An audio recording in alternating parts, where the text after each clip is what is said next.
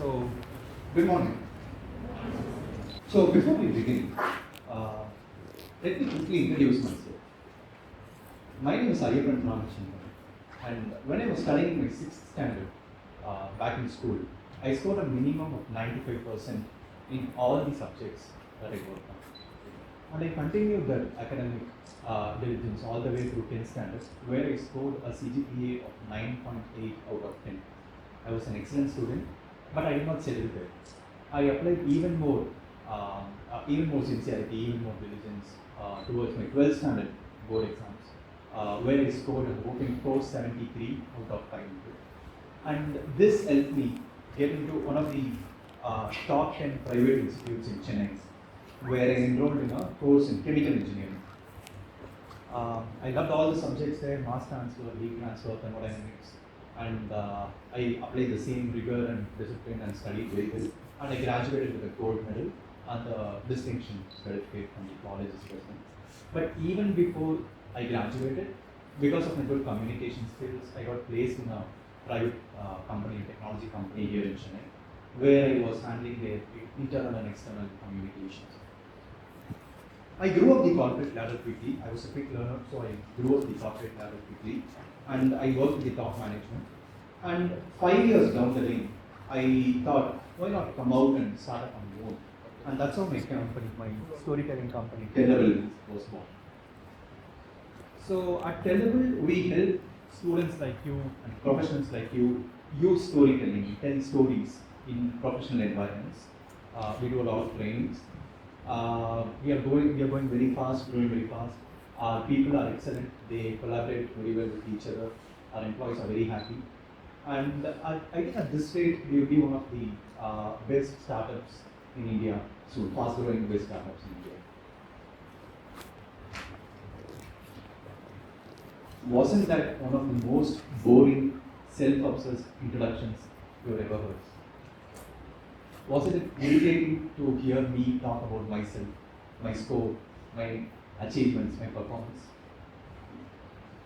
Let me reintroduce myself. My name is Ayyapan Ramachandran.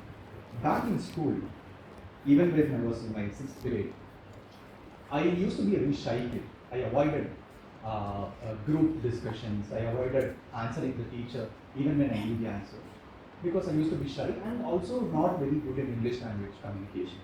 I was not very proficient communicator in English language.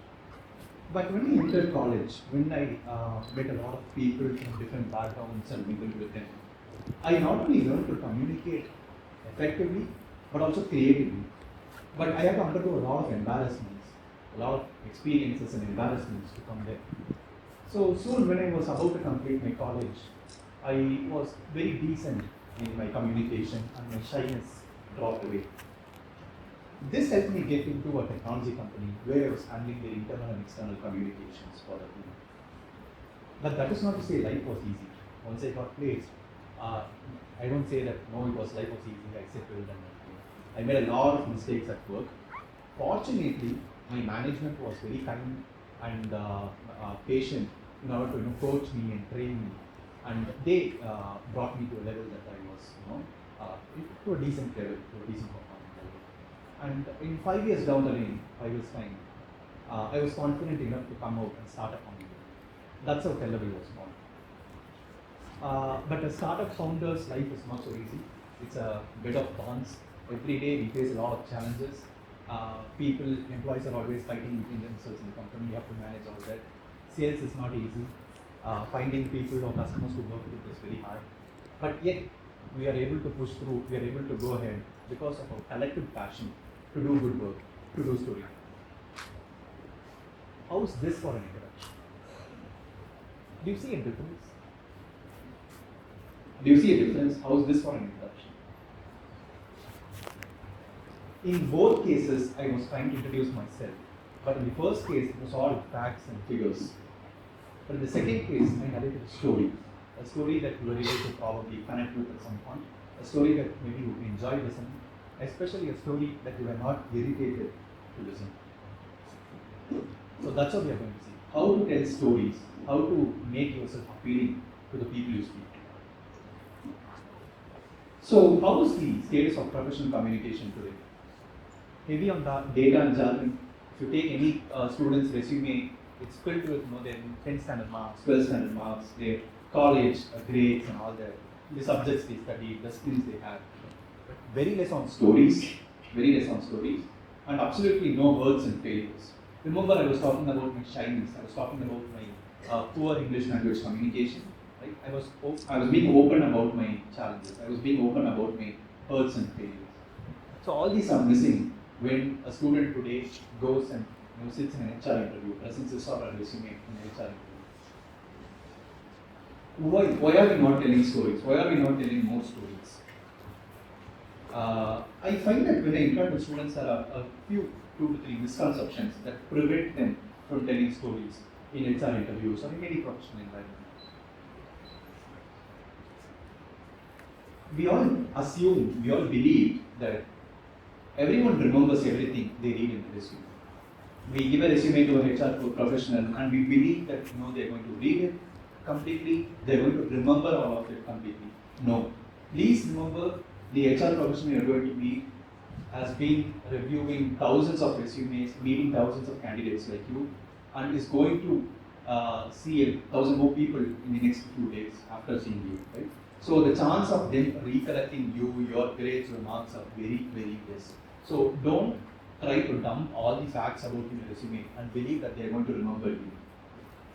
Let me illustrate this. This is a label I found behind the ketchup bottle in my kitchen. A lot of facts, right? Nutritional values and all that. If you want, you can take 2 minutes, go through this. At the end of this session, let's see who can remember all these values. Difficult, right? It's hard. Probably you can remember for the next 10 seconds, but not beyond that. This is how your resume is looking currently. When you are applying to a job, when you are meeting HR professionals, this is how they are going to feel when you present them with a lot of marks and data and all this. Second common misconception. We think that these HR people are very machine, they are not humans. But believe me, they are very intelligent, very emotional people. Which means you have to treat them as humans, fellow humans. How do you speak to a friend? How do you speak to a favorite professor? You need to speak to them like that. Don't think that they are machines, even though they are doing the same work every day, analyzing resumes, analyzing people. Even though they are repeating that work every day in a routine, they are not machines. They are very intelligent and emotional human beings. Which means you can have a good conversation with them, like you would have with your friend, your professor. You can ask them questions. How does it feel when I enter this job? How is the company doing? Like, what can I expect in this job? You can ask them questions. You can have a very freewheeling conversation with them. Just keep it professional. Which also means you can tell stories in an interview because they are very emotional human beings. So you can make them wonder. You can make them feel curious. You can make them laugh. You can make them, excited. So remember this. Go with the attitude of having a coffee with your friend or your favorite professor. Right? Speak to them very assertively, like an equal person. Don't be afraid that they're going to ask you a lot of questions. What questions would they ask? Don't be anxious. Be very friendly. Be very professional. They are also humans. Right? Which means yes, you can tell a lot of stories to them. Not sure if there are any chemistry or biochemistry students here, but this is a molecule that our body produces, a hormone that our body produces. It's called oxytocin. It is produced every time you speak to or interact with a friend or your parents or someone you trust. For that reason, this is also called a trust hormone. Interestingly, scientists have discovered that our body secretes this hormone whenever we are experiencing a story, whenever you are watching a film or reading a book. Remember, when you are watching Superman, for example, you don't question how can Superman fly, but your only question is going to be how is he going to save the people from the bad things in the world, right? So you are trusting that Superman can fly. The trust is implicit. So, which means you can use storytelling to help or to enable or encourage the HR person to trust you, to give you the job. Storytelling promotes trust. So before we get into what is a story and how you can tell a good story, let's quickly break some myths about what is not a story. A sequence of events. We think that the first இது பண்ணேன் அதுக்கப்புறம் இது பண்ணினேன் அது மாதிரி if we narrate a sequence of events it's a story. No.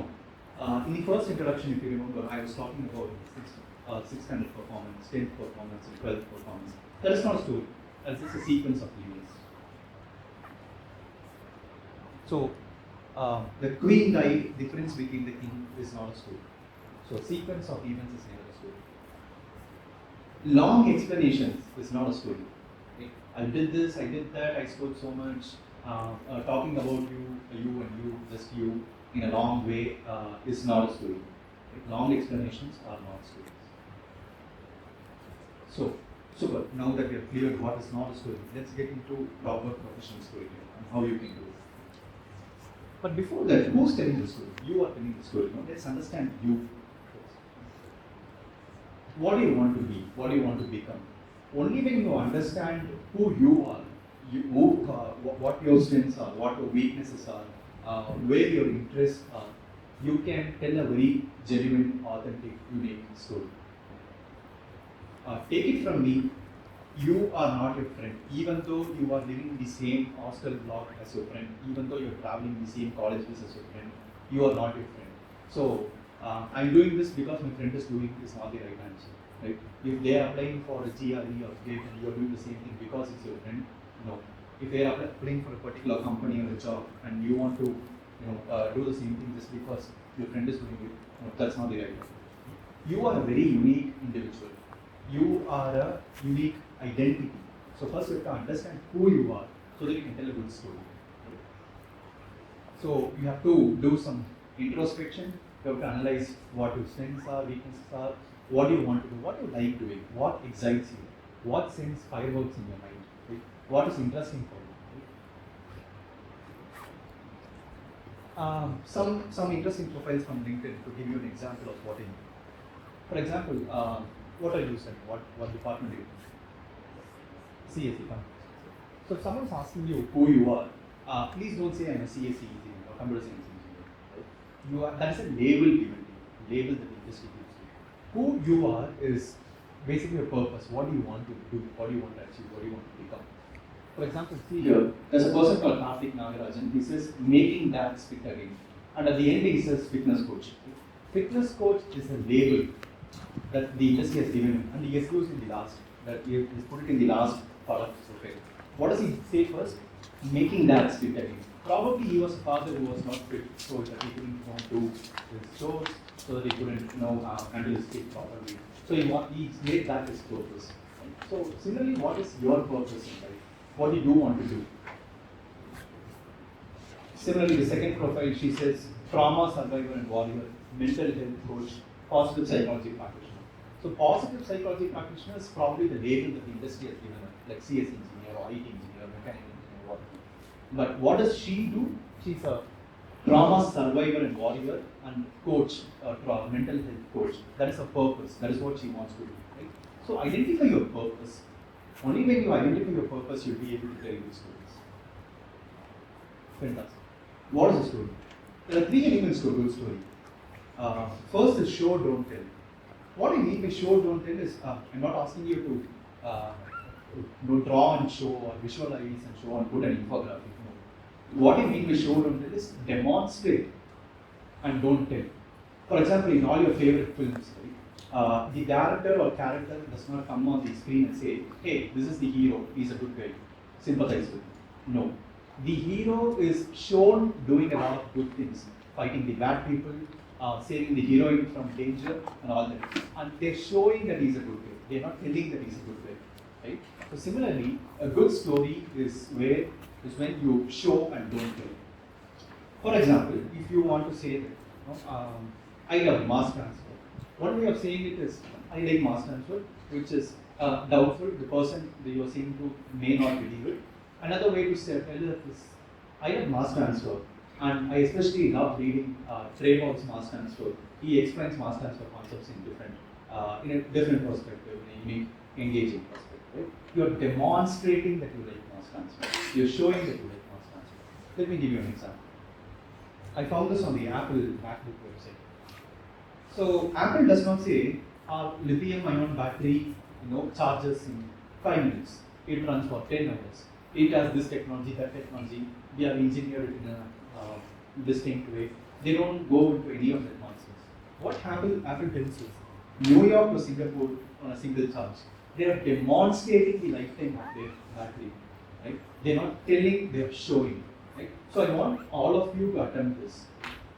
Stop telling facts and figures about yourself. Start showing them.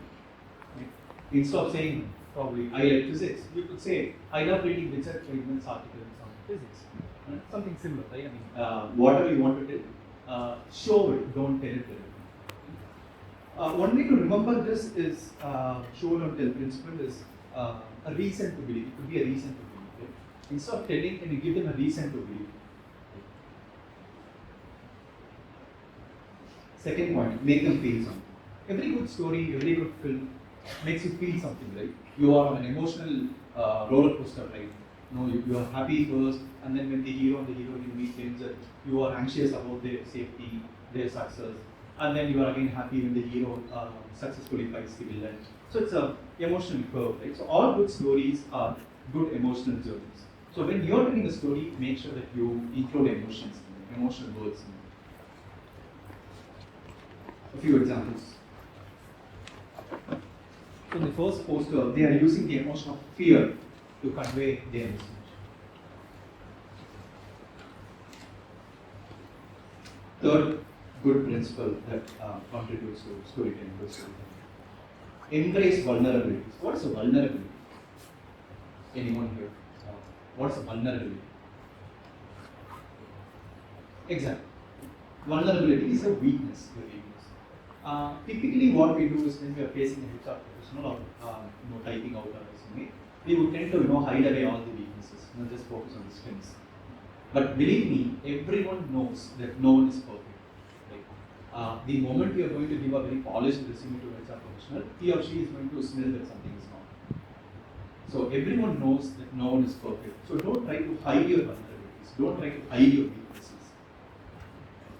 Usually when we have a gray hair or a pimple on our cheek and a friend takes a photograph, what do we usually do? We go to Photoshop and try to hide that pimple or gray hair. Right? Don't do that. Your friends know that it's not you. Right? It looks different or not. So embrace your vulnerabilities. Be open about your challenges, weaknesses, and vulnerabilities. But we are going to say how to do that exactly. How to tell a story. Now we have seen the 3 principles of storytelling. Now, how to tell a good story using these 3 principles? First, rapid human experiences. So, I have asked you to show, don't tell. How do you do show, don't tell? You put the information that you want to communicate in a human experience. Let's say, for example, you have in your resume that you are a good team worker, team collaborator, or something like that. What is a reason to believe, or what is a show, don't tell that you can have to support that statement? Instead of just saying, yes sir or ma'am, I'm a team worker, please give me this job. No one is going to believe you. It's a very stock template statement to say. People are going to think that you just pulled it off the internet or ChatGPT or a friend who wrote it for you. How can you give them a reason to believe that you're really a team worker? Put it in a human, put that context in a human experience, put that fact in a human experience. You could say, I completed my final year project by working with 2 other students who think very different to my own thought process or attitude. Right? So I had to work with people who are very different from me and complete this project. That is teamwork. Right? So show, don't tell. Don't just say that you're a team worker. Give them an example. Give them a reason to believe. Give them an experience from your life. Next principle that we saw was emotions. Right? Use emotions in your story. How do you mine emotions? So let's take the same example of teamwork. You could say, when I had an approach to finishing the project, my classmates or my project mates disagreed with me, and I was anxious about how I can go to them, walk to them, and say that this approach is not going to work. I have a different idea. That anxiety, that fear of correcting someone, of confronting someone, is an emotion.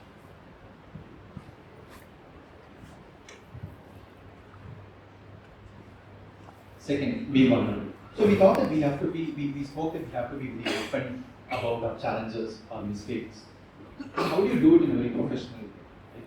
Yes, you have to be open about your challenges, mistakes, and vulnerabilities, but you also have to position it in a way that it's not going to work against you, that is going to work for you. Right? What I mean is, you have to, when you're talking about your vulnerabilities or weaknesses, you also have to talk about what you have done to address that weakness. Are you working on something, a skill to address that weakness, or have you already overcome that weakness? Right? So be open about your challenges, weaknesses, but also immediately talk about what you're going to do to address that weakness, or what you've already done, the steps that you've taken, and the results of that for addressing the weakness. So if you just say, I'm not a very punctual person by habit, it's a mistake, it's a problem. But what are you going to do to address that problem? Are you going to set the alarm for 1 hour earlier for every meeting or every HR interview that you have scheduled? So think about the steps, that corrective measures or steps that you're going to take or have already taken when talking about your vulnerabilities or opening up about your challenges and mistakes. Like all good stories, keep it simple. Don't make it too complex, keep it simple. Because this is a HR interview that you're going to attend. It's going to take probably 15 to 20 minutes with the person. So don't overcomplicate the story. Keep it simple, keep it short. Don't bore them a bit. Just give them adequate details, listen to believe, add an emotion in another step out. This way they will be able to remember you. You will not be able to remember your face or name, but hey, this is the person that said a good story. They'll be able to recall that.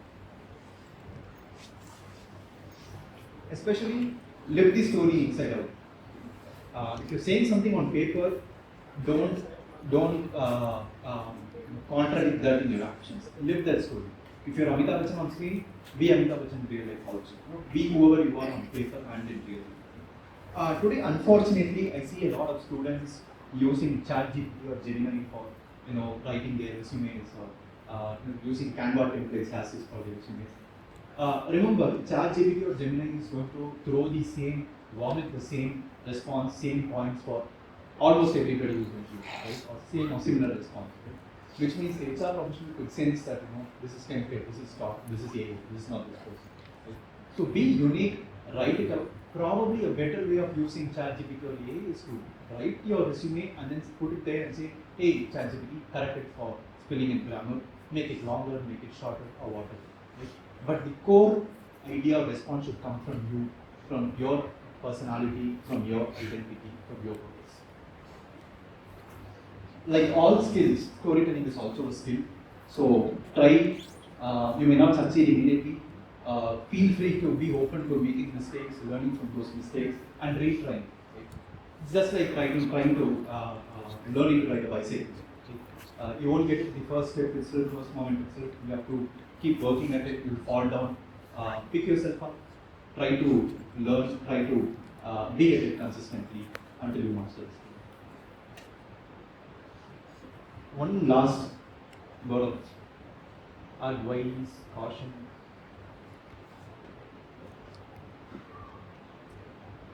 Yes.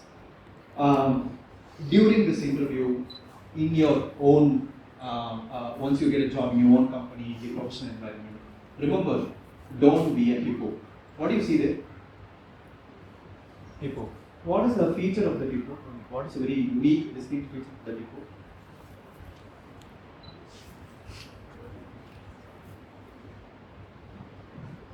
What do you see there? What is it doing?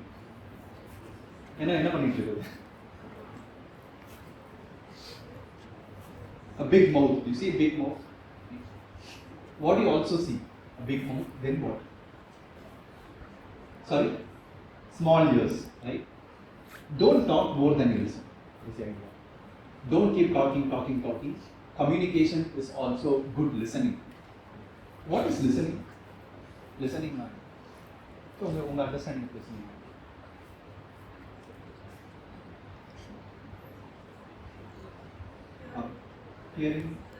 Hearing what others say, and understanding. Excellent. Listening is not hearing. Listening is hearing plus processing plus understanding. For example, a colleague at my startup came to me and said, this client is very frustrating. They are giving me a lot of work, a lot of changes to do after I complete my work. Or they always say this,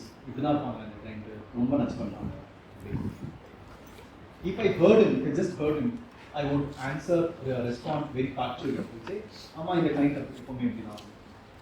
Or I will say, இல்லை இப்போதான் கொஞ்ச நாளாக இப்படி behave பண்ணுறாங்க என்னன்னு தெரியல. But if I actually listen to that person, this implicit want or need is not to know the client எப்பவுமே இப்படிதான். This implicit need is என்ன வேற ஏதாவது ப்ராஜெக்ட் போட்டுக்கலாம். Right? So people do not always communicate what they want or intend clearly. You have to listen. You have to train your ears and mind to listen to really understand what they want. So I had to respond to my colleague saying, ஆமாப்பா கொஞ்சம் எப்பவுமே அப்படிதான், but ஒரு 2 months பொறுத்துக்கோ, நம்ம நான் வேற client வேற ப்ராஜெக்ட்ல ட்ரான்ஸ்ஃபர் பண்ணுறேன். So that is good listening. You have to demonstrate that you understood that person. That comes from good listening. So talk less, listen more. That's the idea. Don't be a hippo during your HR placement, right? Or also after you have joined the company. Now I want to listen to you. Can I request you to scan this code and give a feedback, a very honest feedback on the Google form? You take your mobile phones, scan this QR code. It only takes 45 seconds. This is a series of options A, option B, and honestly, உங்களுக்கு என்ன தோணுதோ நீங்க scan பண்ணி சொல்லுங்க.